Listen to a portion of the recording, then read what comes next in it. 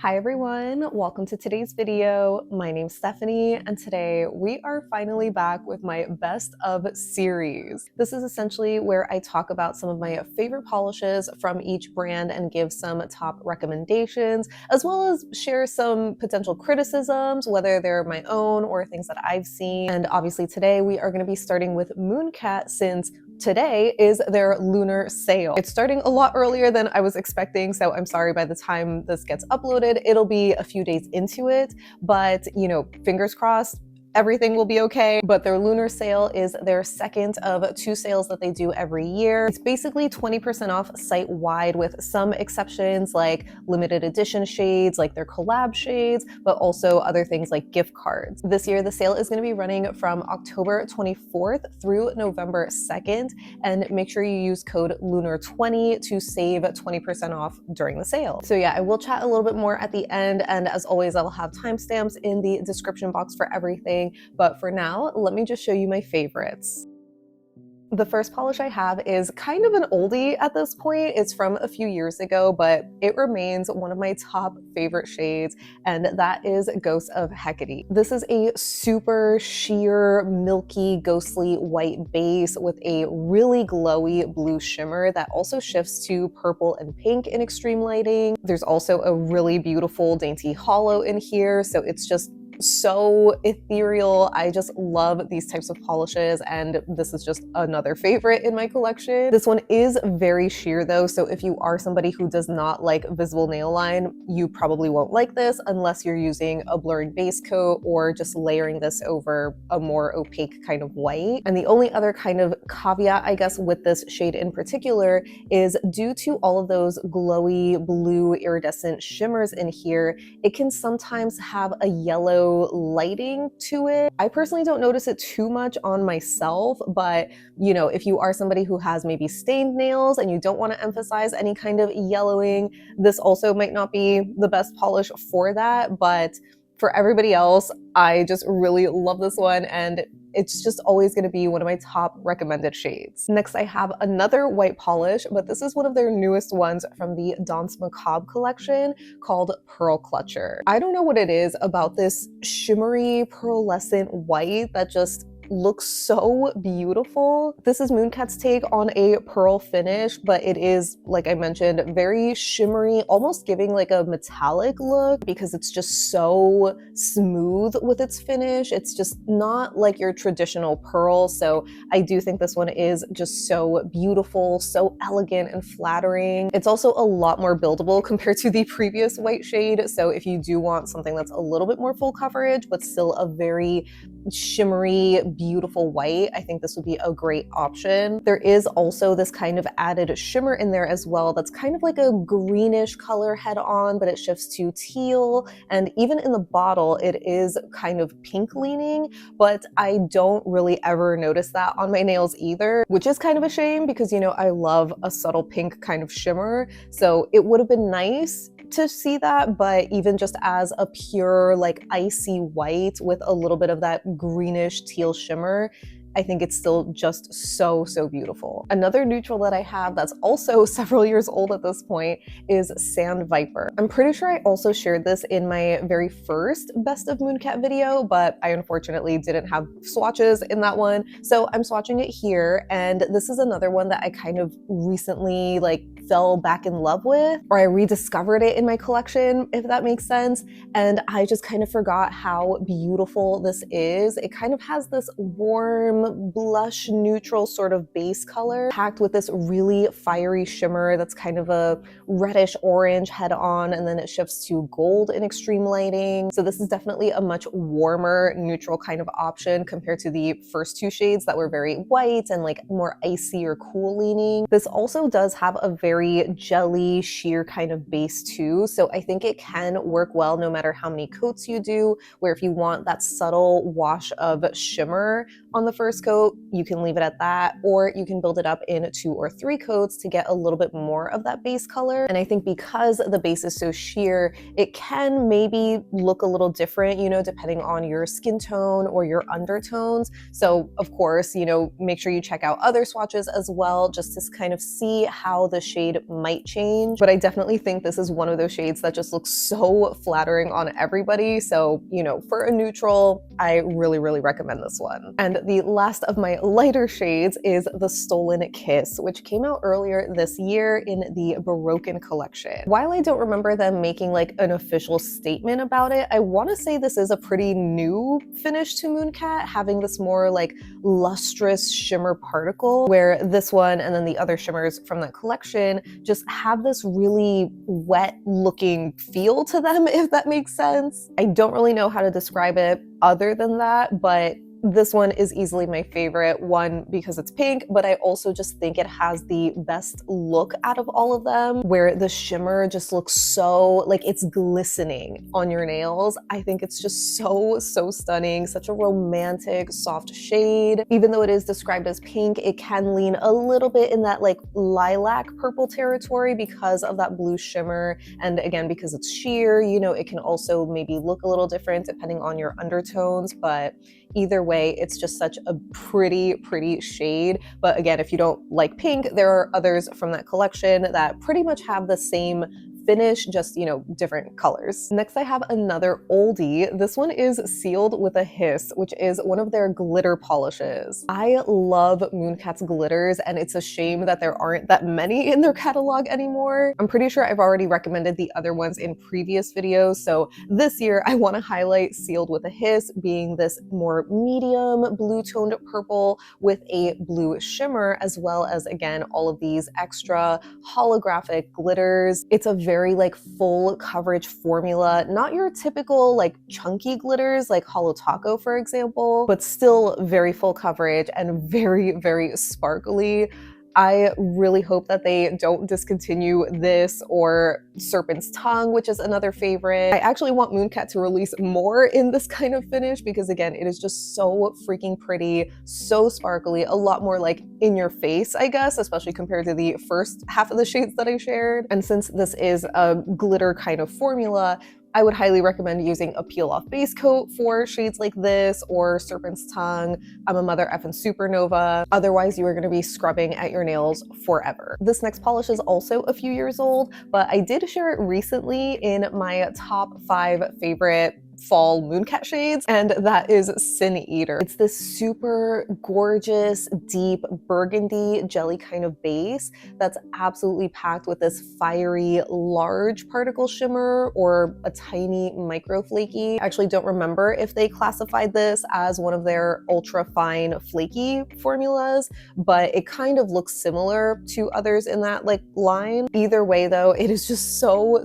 stunning. I always love a deep burgundy shade for fall, and as expected with a lot of other burgundies, they can lean a little more purple or red. For me, I would say this is a bit more purpley on me, but because of the red shimmer, it does pull a little more red in some lighting. It's just so stunning. I love how dark and alluring the shade is. It just feels very Mooncat. Another dark purplish shade that I have is Root of All Evil, which is from the Fallen collection last year. I know it's hard to tell because this has a very strong, glowy, multi-chrome kind of shimmer, shifting from green head on to teal and indigo in a very extreme lighting. But the base, I think I would almost describe as more of like a raisin color, where it's very dark purple but with a very brownish kind of undertone, and I love that so much. I feel like it's just so unique to Mooncat in that way, though I know at this point we have seen a couple of other polishes with a similar kind of green to purple multi-chrome shimmer, but there's something about this one, like the base color, that I think just works so beautifully. And I forgot to mention too, like coverage wise, because the shade and the previous one and even the glitter before that, because they're so dark, they build up easily in 2 coats for me. I can't imagine most people needing a 3rd, but as usual, that can also just depend on your nail length and your application. For reference, I usually am pretty heavy-handed and my nails are also a bit longer right now, but I feel like 2 coats for these looked really great. shade. And the last polish I want to feature is Am I Everything You Fear, which I think is one of Mooncat's more unique shimmers. Like, we just don't see this color combination a lot. It has a really gorgeous dark teal kind of base that's just packed with a super strong contrasting shimmer that shifts from pink to copper to gold in extreme lighting, and this also has a dainty hollow sparkle in it. I think it's just so captivating. This is another one that I kind of like slept on when it first came out. You know, it wasn't one of my immediate favorites, but then going back and revisiting it, I'm like, this is a really beautiful shade. So I know I mainly featured a lot of older Mooncat shades and not many from this year's releases. That's definitely not to say that I think they're bad by any means. I actually do like a good amount of them and think some of them are my favorites, which obviously I did include a couple, but at the same time, it's just kind of hard to recommend them. Obviously, the biggest kind of setback or most off-putting thing about Mooncat is their luxury price point. Obviously, the whole point of this video is to share these polishes in time for like the sale, so you know they are going to be a little bit more affordable, but in general, Mooncat is still at a higher luxury price point compared to other brands on the market. But for certain finishes, I just don't feel super comfortable recommending some of them because I personally don't think they're worth the higher price or even the sale price, even though some of them have been really amazing formula-wise. So for example, a lot of their newer magnetics have been so impeccable with their formulas. They're incredibly full coverage. They have super smooth, like finely milled magnetic shimmers, which give them this more gel-like effect, which I think just makes them look a lot better. So overall, I do think they look and feel really nice, but at the same time, like the color selection isn't super unique. That could also just be a personal preference thing where I generally would prefer a magnetic to have a little hollow sparkle or like an iridescent flaky in the background, just like a little something extra. But a lot of Mooncat's magnetics are either black or almost black. So at that point, you're just kind of paying for the smoother application and, you know, the finer magnetic sparkle. And I just don't know how worth it that is. Like, you know, you obviously have to decide that for yourself. And I pretty much feel the same about their thermal polishes too, where this year Mooncat gave us a lot of thermals from their very few releases this year. And while I do think the formulas were just divine, like so smooth and creamy, just a dream to apply, for the most part, I feel like, you know, the colors are just a little too simple for what they're charging, where the majority of their thermals, again, are very pretty. I do love the color combinations in a lot of them, but at the end of the day, they also just kind of look like gradients that you can do with cream polishes. So because of that, I personally like the thermals that have a little bit something extra, like a shimmer or a hollow sparkle in them. Like last year I shared a Sagebrush, which was the green that I think is still so stunning. And this year I would say Sakura's Serenade is my favorite. Technically, Treachery in the Blue is also another unique thermal in the sense that it has this dainty hollow in there. And also the color combination, I would say, is very unique, just even considering like what's on the market. But I have also heard a lot of criticisms around that shade where it just doesn't look like the promo pictures, specifically like Michelle's swatch photos that lean very pink in the warm state. If you somehow aren't aware, thermals also have a shorter shelf life compared to other nail polishes, which technically can just kind of last forever at this point, but thermals will eventually die, meaning that they will stop transitioning. Mooncat only just started releasing thermals, I want to say in early 2024, so it hasn't even been 2 full years since we've seen how those thermals perform. I would say that the majority of them do still transition though, but Treachery in the Blue I feel like is one of those that either is fading faster or it's just, you know, suffering batch issues where again the warm state doesn't look as blush pink as it looks in the photos. It's a little bit more beigey. Even when I re-swatched it, I feel like it looked a little bit different than when I first watched it last year. So the fact that it's maybe already starting to fade after like a year and a half, close to 2 years, you know, it's just not the best. But again, it is expected because thermals just aren't stable. They're not going to last, similar to neon polishes or certain metallic polishes that will tarnish over time. So, you know, you can expect them to last at least 2 years, hopefully more. So my biggest word of warning against thermals is, one, to make sure you like both transition colors, because you just don't know what you're going to end up with. And two, make sure you're actually re-wearing your polishes, specifically thermals, because you don't want them to just sit in your collection and then, you know, start to fade or like blend together into a weird combination color before you even make a dent in the polish. So, you know, I'm just wanting to give a word of warning for anybody else that has like a larger collection, or you just don't often rewear shades. Thermals might not be for you, but I think they can be a great option for people who are just starting out their collection, because they're essentially like a 2-in-1 polish. And again, if you are just constantly like re-wearing the same kind of color over and over again, you will get the most bang for your buck with a thermal, because their formulas are really great, at least in my experience. I have seen some people also say that the Remedy thermals, which just have the cream formula, were very goopy, you know, like a little too thick. That wasn't my experience at all. So that leads me into my next kind of issue with Mooncat, which is that they unfortunately suffer from batch issues more often than they should, I think. Their batch issues kind of fall into two categories, where the first category kind of covers like color inconsistencies, where, like I mentioned with Treachery in the Blue, sometimes people, you know, will swatch it and say, hey, my bottle does not look like the website photos. And the other issue is issues with their formulas, where again, a lot of people will have like different experiences when it comes to how the polishes actually apply. There's been times where I have difficult experiences with like creams, like the pastels from the Technicolor Dreams, for example. But I know a lot of friends of mine thought they were the most flawless creams that they've ever tried before. So, you know, it's just weird.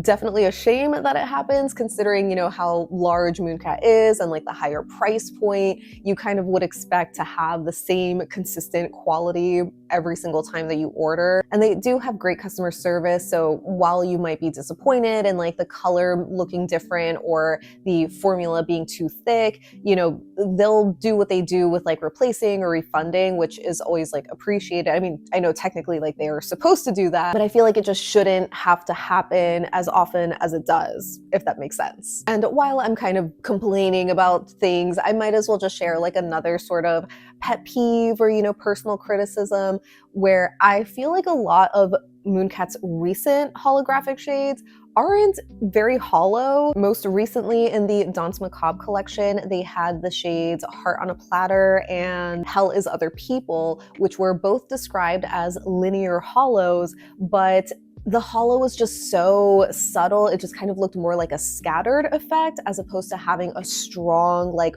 linear holo flare. And even in the collection before that, Welcome to Paradise, they came out with these new holo finishes that were like holo and metallic. So they had this, you know, matching shimmer in them that I feel like unfortunately overtook a lot of the holographic effect and made them lean more like true metallics. So, you know, I personally don't love that. I just would prefer like a strong linear holo flare or a dainty scattered holo, but this kind of like in between, or if it's marketed one way but then you're getting something else, you know, not a big fan of that. And with holos too, I do bring this up because holographic polishes are always going to look the best in direct sunlight. That's just where they shine and you get all of that rainbow blinding goodness. But I feel like Mooncat does have a decent amount of holo polishes that still look holographic, even like in indoor lighting, or at least that I notice under my desk lighting. But these newer ones just fall a little flat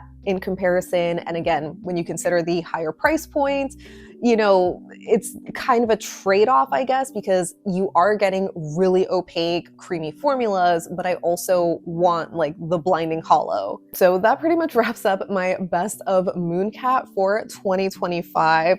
along with a couple of criticisms. I really hope this video was helpful, not only with me sharing swatches of some of my favorites, but also with sharing some, issues that Mooncat has had. Again, I would highly recommend doing your due diligence, looking up other swatchers, just to see what other people's experiences were like. But at the very least, you know that Mooncat does have great customer service, so they will make things right. But, I totally understand the frustration when your order isn't as smooth as you were expecting it to be. I'll have last year's video linked in the description box or maybe in like a pinned comment down below. But yeah, let me know if you're even planning on buying anything this year. I know, again, the sale just happened a little earlier than expected. On one hand, I do like that it's not so close to Black Friday because there are so many other brands that are doing sales and it can just be really overwhelming for like that weekend or, week. But this also was just very, very unexpected, and I kind of wish they gave like a little bit of a heads up that it was going to be happening